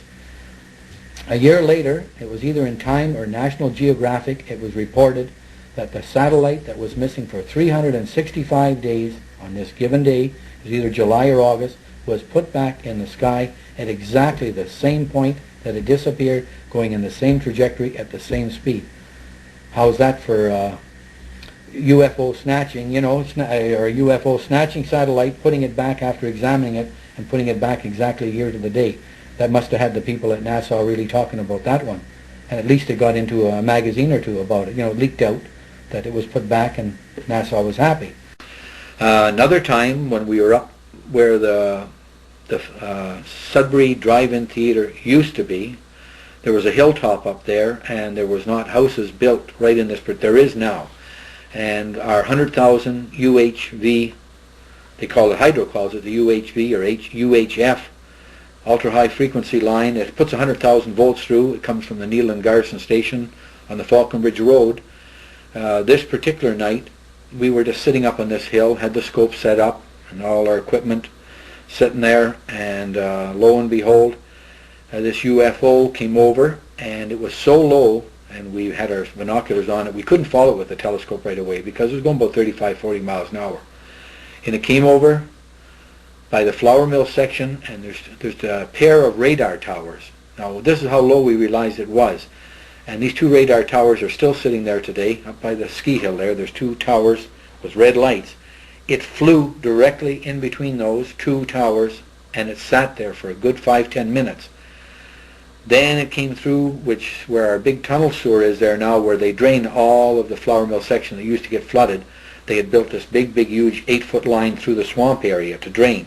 In this particular year, that was one of their big conquests in Sudbury, was draining this water. And we were looking down toward that area, and also the Fruit Mine area. And this one particular UFO would fly over this area, would stop over houses, and a pencil beam of light, flaring out to a wide light at the bottom, would light up a half a block to a block at one time. Through our binoculars, we could read the license plates from 2-3 miles back with 8-power binoculars. It was such a bright beam light that when it first came on, it would hurt our eyes. Jimmy got the bright idea, let's time this, and it always seemed to be about 8-10 seconds. The light would go out, and the craft would move it like a hummingbird darting. It wouldn't just glide over to the next area, it would shoot over sometime and then just abruptly stop.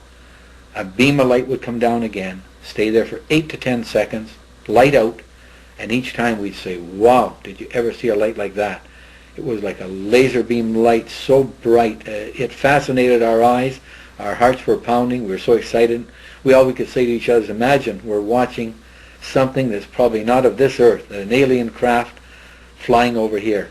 As time went on, we watched this for about a good hour, and it kept going back. And we made sketches of the directions it would go back and forth and in and out, and then finally over Fruit Mine before it departed for the night. Later on, when I got on salary, I talked to engineers about the vein of metals that we have out leading from Frood Mine, and they said, yes, what you're telling us now, it corresponds with some of the veins of nickel that are under the New Sudbury area, and that we're actually mining under that area, and pockets of nickel are running in different directions of different grades, high grades, low grades, and that probably this beam of light was not looking down at houses, but probably picking up information of underground magnetic forces from the nickel and copper. We don't know, but alien life must be studying our planet, our waterways, our mineral resources and everything, and we can only think that why would a UFO or this craft move back and forth and up and down in the form of a cross, north to south, east to west for a whole hour, not playing a game, and picking up and putting this light down, and probably picking up some kind of stuff that what we would do with a helicopter with the so-called bomb.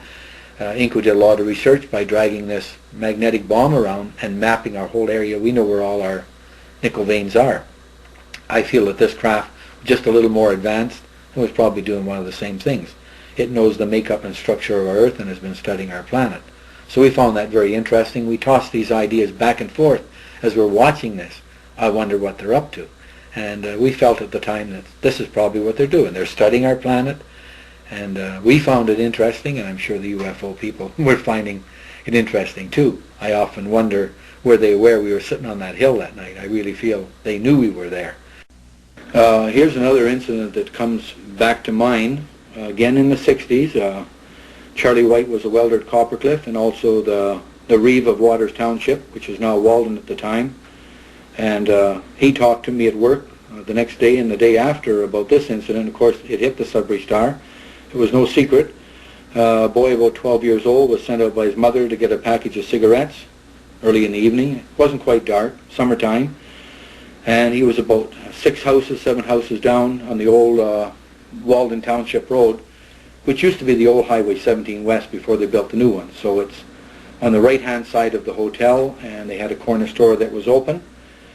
And he got to the store, and he got the 2 liters of milk, or 2 quarts of milk that his mom told him to buy, and the package of cigarettes, and he's got his little AM/FM radio with a strap, playing nice music, the kind of music he'd like to listen to as he's coming back to the house.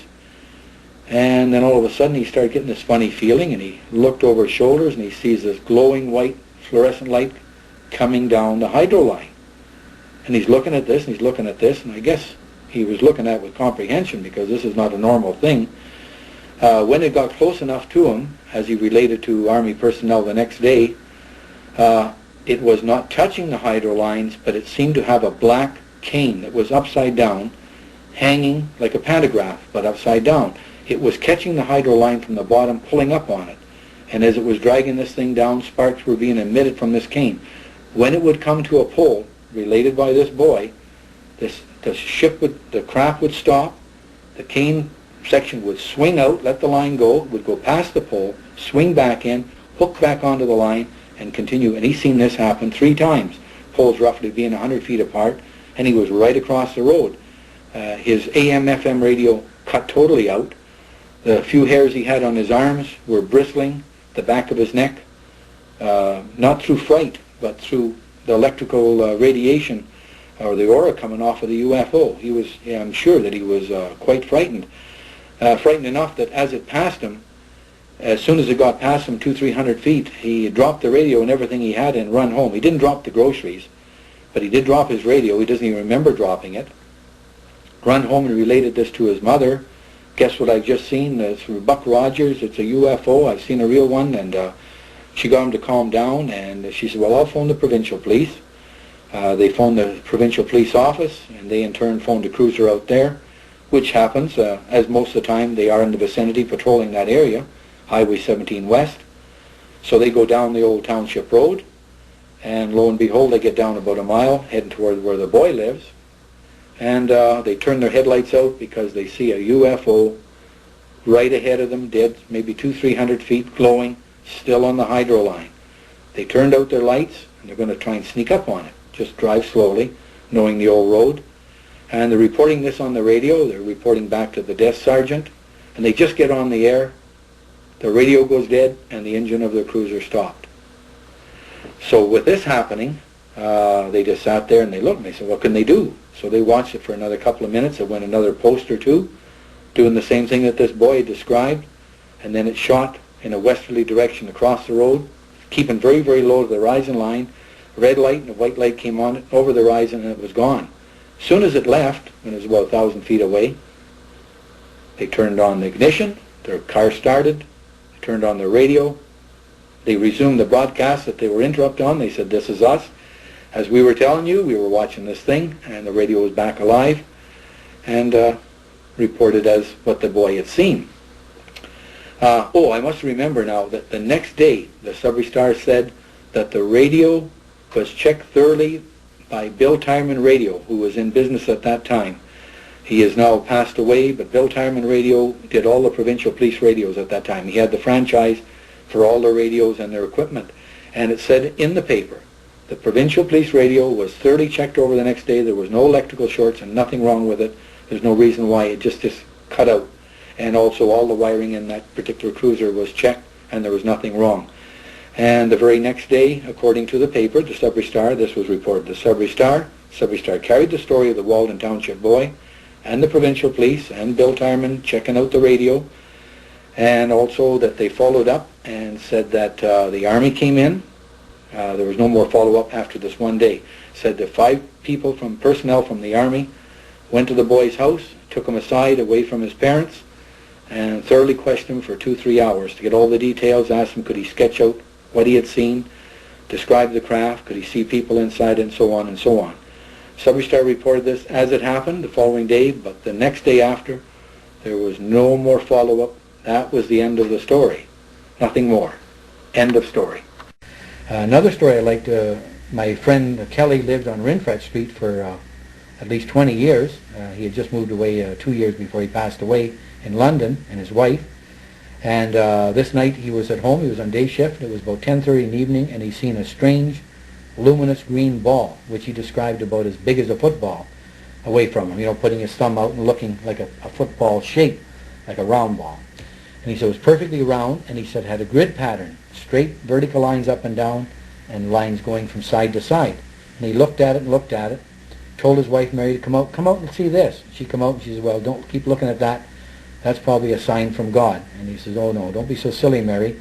So he said, I'm going to go and get in the car, and I'm going to go over that way. So he drove to the end of the streets, which after Rinfret Street, there was 5 streets past that. He still wasn't close enough. In his line of direction, it still didn't look much bigger. So he drove down, got back out, went all the way down Maley Drive, which took him about 2 miles down before Maley Drive. Now he was in line with it, but now it was to his left, which was an easterly direction. So he could view it from there. Now, he said, Campbell, he says, you wouldn't believe it. He said, this thing was about 100 feet in diameter, to his estimations. He said, glowing green with the vertical lines and the horizontal lines going across it like checkers. I said, that's neat.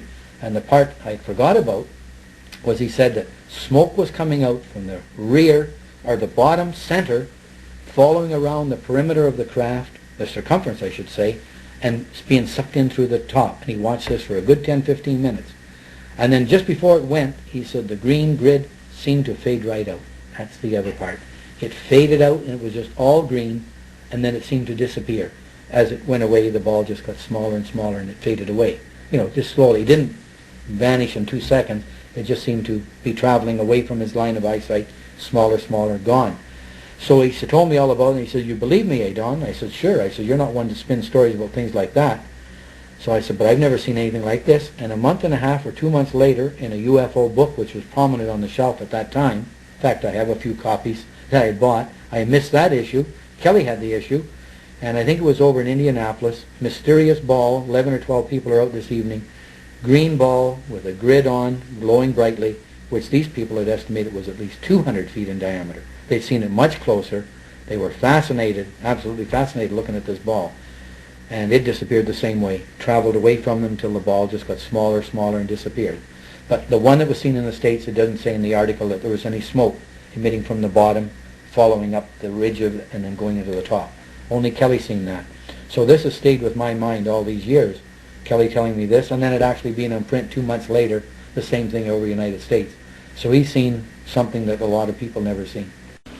Okay, my brother-in-law, Art Seguin, who lives up in Elliott Lake, related this one story to me. He was a driller for many years and also bid on different jobs. Pumpman and tailings line type of inspector, checking for holes and leaks, see that everything's all right. They walk up on an area. It's like a same way it's set up as we have at Inco. It's sort of a scaffolding, wood steps up, and you walk along the line. And if you have any leaks in the line up there, you take a wooden bung plug and you drive in these. This is the way you repair a wooden line. If you see a leak, you just take a wooden plug. You don't need any welders involved. So this particular night, he's getting right near the end where it's dumping out. He sees this light shining in the tailings pond, and he thinks, "Oh, that's strange. That shouldn't be there." He looks over, and then just as he's coming there, I guess they must have known, it started to rise up. It turned its lights on, and a couple of seconds later, it just over the horizon, it was gone. So he said, "My God," he said, "this is something." So he walked down the steps at that end and across the hard pan part of the sluice. The first part where it's first dumping is very, very loose, and you cannot walk on this. He knows the area. He walked on the hard part that's dried out in the liquid. You don't sink. You always wear rubber boots. And he turned his 3-cell flashlight onto the area, and he could see a definite big indentation, like a big saucer. It sat right in this loose stuff, sat right there. So they must have been interested, these people, these aliens, in this material, because they were sitting right in the pond. So he comes off a shift the next morning. This was graveyard shift. Reported his sightings to the foremans at the time and to other people, naturally being excited. They walked out the line, and there's a road that goes out there to the pump station also. Somebody, I guess, drove out there, and they come back and they confirmed. They said, "Yes, we've got approximately a 50-foot circle indentation of a belly pad in the sluice." So there was many pictures taken of it, and people were called in. I'm sure people of authority were called in because they were there with Geiger counters, cameras, press. All this was all in, and it hit all the Elliott Lake papers the next few days. This was the news that a strange craft seen by a flotation man lands in the sluice pond just outside of the mill, about 2 miles downstream. So this is another one of the stories related to me, and Elliott Lake was another hot spot at that particular time. Here's another incident which involved my mother, because my dad was a paraplegic from the time I was 6 years old, and I was chasing UFOs in the 60s, 67, 68, and 69.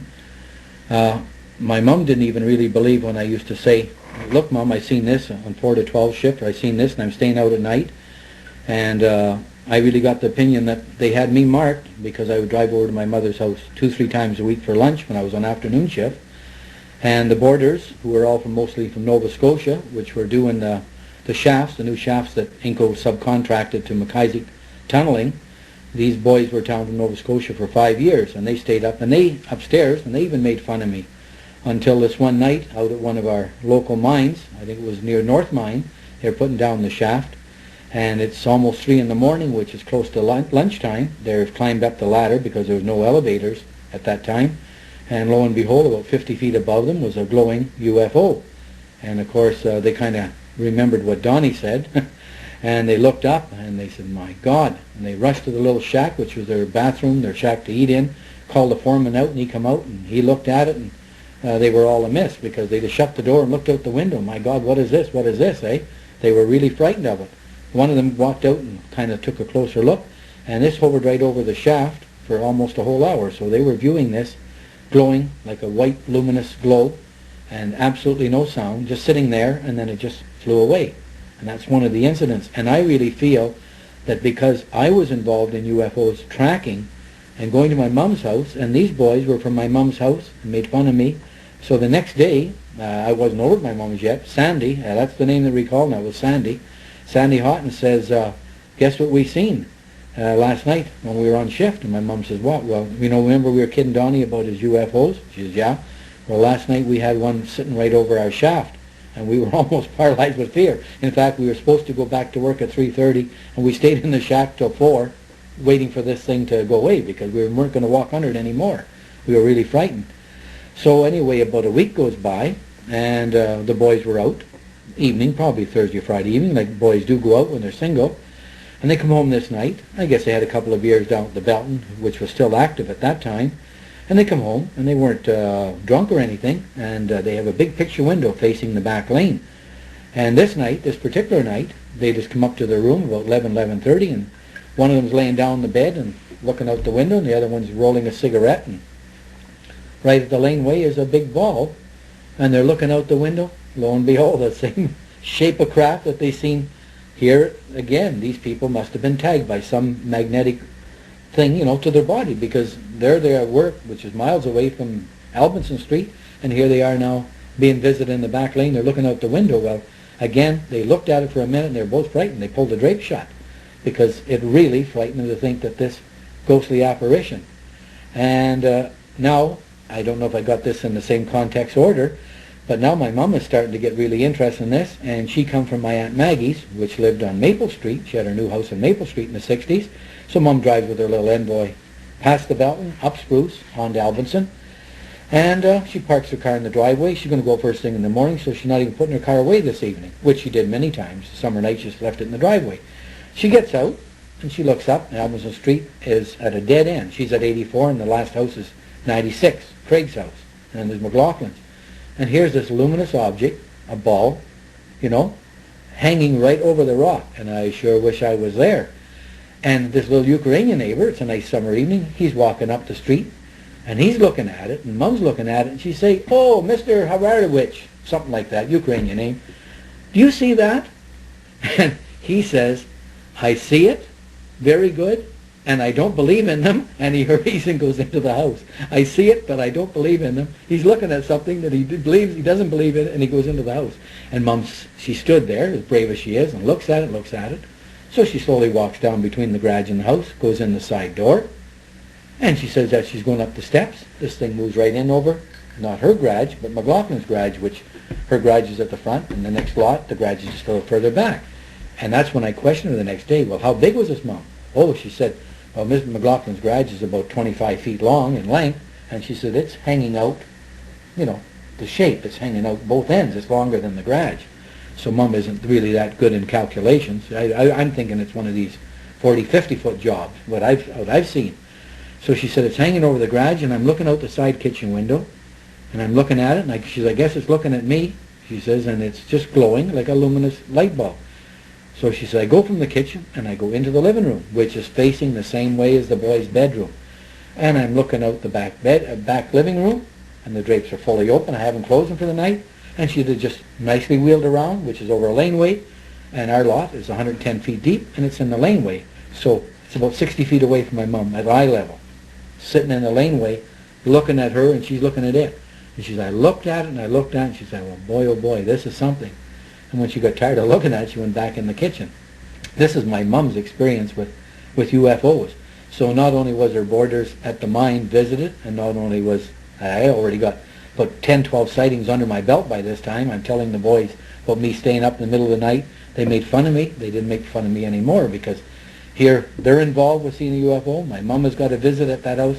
So if I'm being tracked, and now I look back at this, I really feel I was, because if I'm living on Ethelbert and my mom is on Albinson, and I come over to my mom's at noontime, how do they connect me with that house, with my mother and her boarders that go to the mine?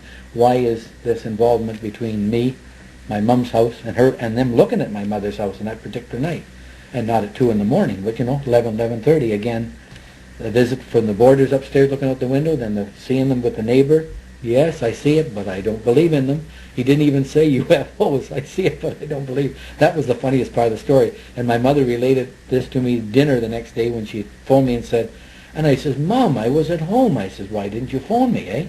I think it was my evening off. I don't even think I was at work 4 to 12. It was a 4 to 12 week, but we were on rotational days, Tuesday, Wednesday, Thursday.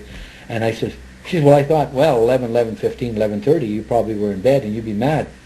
I said, "I would have been in my car and zipped up Spruce Street so fast, I would have parked it at the corner and walked in and looked at this, because this thing was hanging around, between the front, the side, and the back of her house, till it got tired of looking, and she got tired of looking at it and pulled the drapes and said, well, that was her kicks for the night." So I remember that very, very vividly, being my mom. And my mom isn't one to tell fairy tales. She only says what she sees. Like, she's never spun a yarn or a story. So I was very, very excited. But I didn't see this one myself.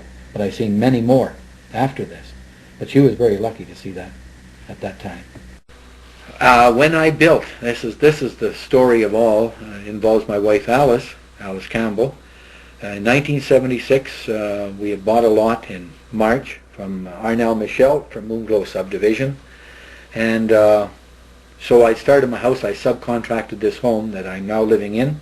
It's 1992 now, and so Alice and I, my frame is up, our windows are in, and we've had about 10 loads of gravel shoved into the garage hole all around the basement level. The bulldozer could only do so much, and my wife and I were working on a day-by-day basis. She had worked 17 years at Burke's downtown, and from 75 to 78 she took 3 years off and she wasn't working. This particular day I was on afternoon shift. I had sold my house at 132 Ethelbert and had all my money in the bank involved with building my new house here at 488 Telstar. And anyway, this day we ate dinner at my mom's house, and we're coming up the hill on Telstar here, Moonglow subdivision, and I'm slow up at the corner, as I always do, from Regent. There was no lights at the time, as there is now, and I'm turning up the hill, and I must stress that there was only Jerry Lorraine. His house was across the street. He had stored some lumber in his garage for my house, because my contractors were taking the lumber out of his garage framing. We didn't leave it out in piles at night. He gave me permission. And a high school principal of the Catholic school just over in Jupiter Court here was the second house, and I was the third. So it was a very lonely subdivision. So as we turned up the hill, I almost come to a complete stop. Here's this white, beautiful coupe with no markings, no names on the front, the hubcaps, anything on the side to signify what type of a car it is. And behind the wheel was this, as far as I'm concerned, a UFO person, big eyes, no pupils, big round oval eyes, a small little nose, just 2 little slits, and a slit for a mouth, no visible earlobes, and a wig. You could sure tell it was a wig on a dome head. It just sat on the top, and you could just see that it could slide any place. And she or he looked over at us as we were turning the corner to come up into the subdivision. She was going down. And I said to my wife as I poked her in the ribs, "Look at a real UFO person." She said, "Oh my God, it is." And I almost stopped, and they were stopped because they had to come out onto Regent Street. I shouldn't say they, just there was the one person in the car, and it had white gloves on covering their fingers, so we could not see the fingers up in the steering wheel.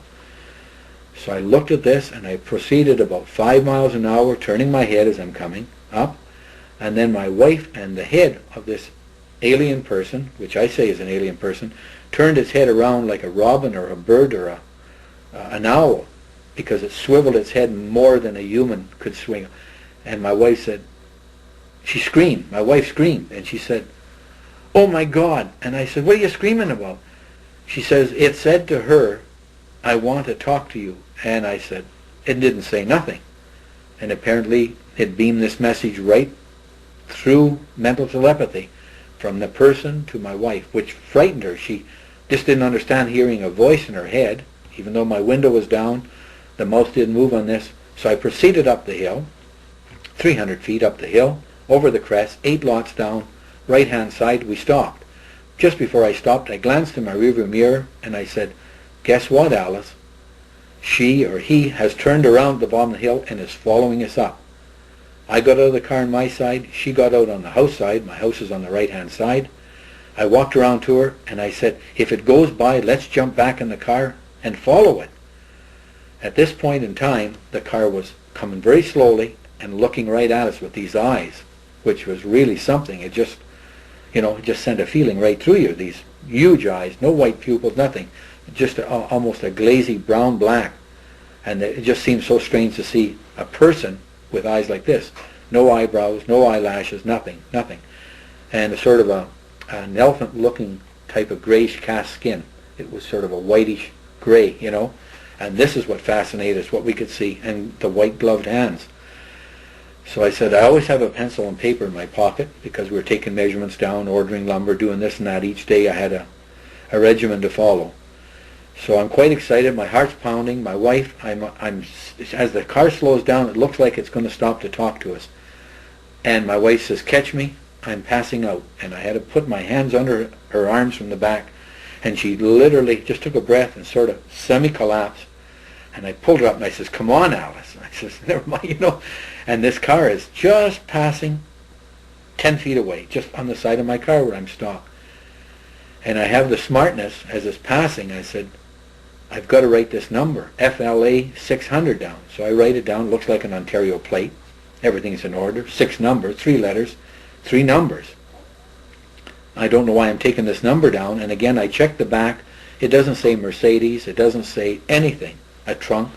No writing. There's no cars made in Canada, States that doesn't say its name on it someplace. It just doesn't exist. Every car has a nameplate. The car had normal looking tires like anything. It wasn't floating on the road. Although one thing that I did think was very funny is I couldn't hear any motor sound. Even though it was going slow, you always seemed to hear a motor sound of cylinders or anything. You know, you got good hearing. There didn't seem to be no motor sound as we know a motor sound coming out of the exhaust.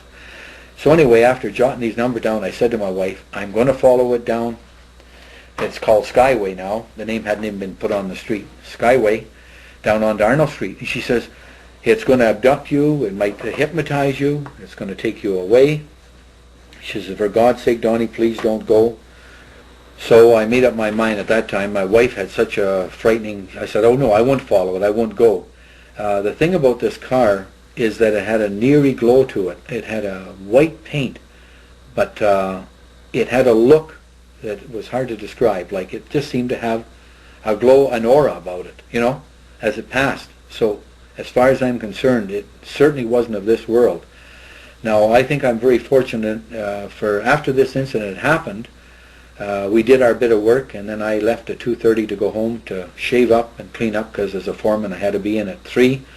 My wife says Jerry Larray or somebody else will either take me home or I'll use his phone at 6 o'clock. And my mother had a little 62 Envoy. She ended up calling my mother at supper time, and this is how she got a ride home. She continued to work. We were trying to save money on our house. So make a long story short, she got picked up by Mom, I guess, by 5:30 and got home. The next day I phoned, this particular day, I phoned the station, told them who I was, a provincial police station, by the way. I bowled for 10 years in the Friendship League with Sergeant Colton of the Sudbury Police Force and Sergeant Lightfoot of the Provincial Police Force. They're 2 couples, and my wife and I made a team of 6, mixed league, Friendship League, and we'd already been with them, I guess it was about the 7th year. So when I phoned the provincial police station, I just said, I'm a very good friend of Sergeant Lightfoot. Could I speak to him? They said, he's not in right now, but this is Sergeant, whatever his name was at the time. I just don't quite recall. He says, well, what's it about? And the reason I mentioned Sergeant Lightfoot is I figured, well, I got to get in here good because I've had a strange thing happen to me, but I'm not going to mention UFOs to him. I said, I made up a story. I lied. I said, I just passed a car. It almost run me off the road on Regent Street. This is what I said to this guy. I said, he must have been drunk. I said, his license number is FLA 600. I wrote it down. I said, and this person should be checked into and just see who they are, where their license registration is, knowing darn well that in my mind there is no registration. He says, where can I reach you at? And I says, 671-3811 was my mother's phone number at the time. And up in the West End, and he says, how long are you going to be there? And I says, for about 15 more minutes before I go to work. So he said, we usually don't do this for anybody. He says, seeing that you're a friend of Sergeant Lightfoot's, who is a true friend of mine, I figure we've been bowling with him for many years, and we talked about things like this. So anyway, he got back to me about 5-10 minutes, just before I was ready to go to work, and said, Mr. Campbell? I said, yeah. He got me on the phone. He says, this car you reported, white, looked like a Mercedes-Benz coupe, white, and no markings on it with this license number. We run it through the computers, and there's no such number in Ontario. There's no such number in Canada. You must have taken the number down wrong. So in my mind, all this proved once and for all is we had an alien car with an alien person with a phony license plate on that didn't belong to this earth. They made up their own license plate. and put their own number on. It didn't exist. The number was non-existent at the time. And I just thought to myself, well, I said, I must have made a mistake and left it at that. But I couldn't wait till the following week when I could tell Sergeant Lightfoot of my experience. And he told me of quite a few experiences when we used to talk at the bowling alley between doing our lines. He'd say, oh yes, he says, we have cruisers out in Graveyard. He says, we've had cruisers, he says, even chase UFOs down the road out of their territory, beyond where they're supposed to go from point A to B, our provincial police station. He says, we get written reports up about these things all the time. Flying white, red lights, glowing in the sky, flying just above the cruiser, traveling at the same speed as the cruiser or slightly ahead, and the cruiser going down the highway, and the cruiser would speed up to 80, and the UFO would speed up to 80, and the cruiser would slow down to 50 or 60. He says, yeah. He says, we have these incidents all the time. He says, they go in our private files. He says, but we've had all kinds of reports. So I would talk quite openly to him, and I say, do you believe in UFOs? And he says, oh, by all means. He says, our constables aren't crazy. He says, they know what they're seeing. He says, the Sudbury Police has got the same experience as people that work on Graveyard in cruisers and walking the beat in the middle of the night have looked up and seen these things. And in 67 and 68, believe me, the Sudbury Star had many, many little articles. Postal worker in Valcairn sees UFO at 6 o'clock in the morning, gets scared. UFO seen over post office, in early hours of the morning in Sudbury, Ontario. 5 jets screamed down from Flint, Michigan, and coming in because all the Sudbury police and the provincial police are up on Burton Avenue, where the old city dump was, watching UFOs putting on an exhibit from 1:30 to 2:30 in the morning for an hour, enough time for 5 jets. This was the headlines in the good old Sudbury Star. No denying it. It said, I can still see the title, jets scramble from Flint, Michigan down to Sudbury, Ontario, and when they're 20 miles away, the 5 UFOs promptly put out their lights and flew away and scrambled. This is all quite interesting. So these are some of the things that have happened in my time, and I followed through. Okay, my final consensus in all these stories that I've related to my friend this afternoon is that the government has been covering up stories like this and many all across the United States and Canada and Brazil and Argentina for many years. They claim that it'll be mass hysteria. I really don't feel that way. I feel that UFO people have met with the governments of our great countries and discussed conditions with them and everything, and I feel that they don't want their good jobs in their government to go. A higher system of intelligence could come down here and lead our people, probably end our wars that we're having right now and everything. And I really personally feel, this is my own feelings, that our government doesn't want that. They've got too cushy jobs and positions. So they say, we'll keep it from the people. Anybody that sees them, they're nuts. They've been drinking too much booze. This has been the cover-up for years, but as we all know, papers, magazines, doctors, lawyers, accountants from all walks of life have seen many, many UFOs. Pictures have been taken, daylight pictures, night pictures. Anybody knows anybody in the Air Force. They've been spotted on radar at 15, 20 sightings a day. UFOs going at 22 and 30,000 miles an hour and turning 90-degree corners, which is impossible for our craft. It can no longer be denied. I think it's just a matter of time before it's going to leak out, and I really don't know how the government is going to explain to the people that since the early 40s they've been lying and lying all this time, but I guess they'll have a good one made up when the time does come. That's it.